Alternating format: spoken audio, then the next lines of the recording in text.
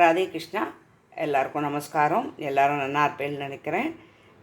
Beginners எல்லாம் பாருங்கோ.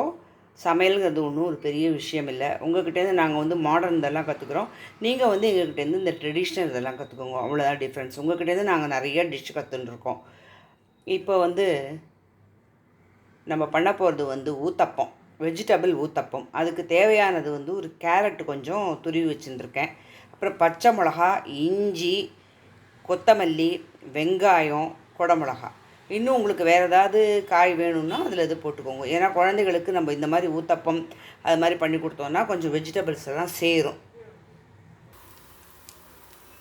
ஸ்டவ்வில் ஒரு தோசைக்கல் போட்டுக்கோங்க.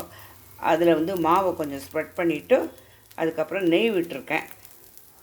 அது கொஞ்சம் காஞ்ச உடனே நம்ம எடுத்து வச்ச எல்லா காய்கறிகளும் அதில் கொஞ்சம் கொஞ்சமாக அப்படி தூங்குங்க. குடமிளகா,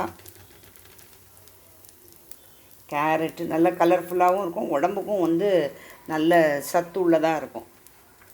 அப்புறம் வெங்காயம்,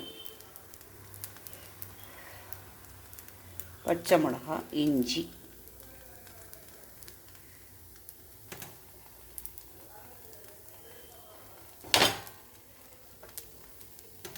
கொஞ்சம் கொத்தமல்லி கட் பண்ணி வச்சுக்கோங்க. கொத்தமல்லியும் கொஞ்சம் தூவிக்கோங்க.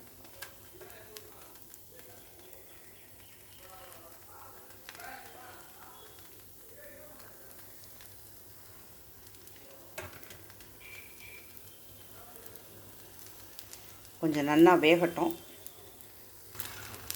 அந்த மாவில் கொஞ்சம் ஈரம் இருக்கும்போதே இதை என்ன பண்ணிக்கோங்க, கொஞ்சம் நல்லா ப்ரெஸ் பண்ணி விட்டுக்கோங்க.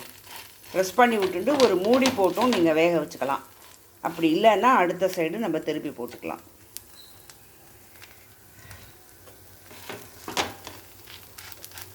நல்லா ப்ரெஸ் பண்ணி விட்டேன்னா அவங்களுக்கு ரொம்ப உதிராமல் அதில் ஒட்டின்றோம். நம்ம அதுலேயே மாவுலேயே போட்டு கலரிட்டு பண்ணலாம்.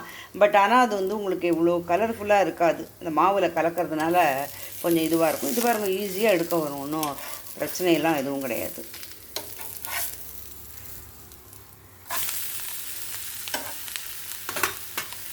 செவக்க வேணும்னா இன்னும் கொஞ்சம் வச்சுக்கணும் அந்த சைடு. திருப்பி நம்ம போட போகிறோம். திருப்பியும் ஒரு வாட்டி இன்னும் கொஞ்சம் போட போகிறோம்.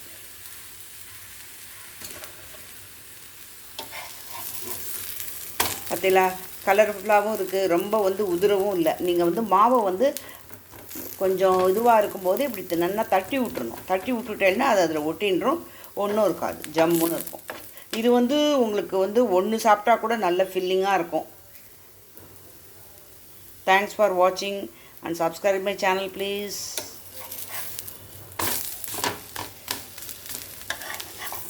அவ்வளோதான். நீங்கள் எப்படி திருப்பி போட்டாலும் அது ஒன்றும் ரொம்ப உதிராது.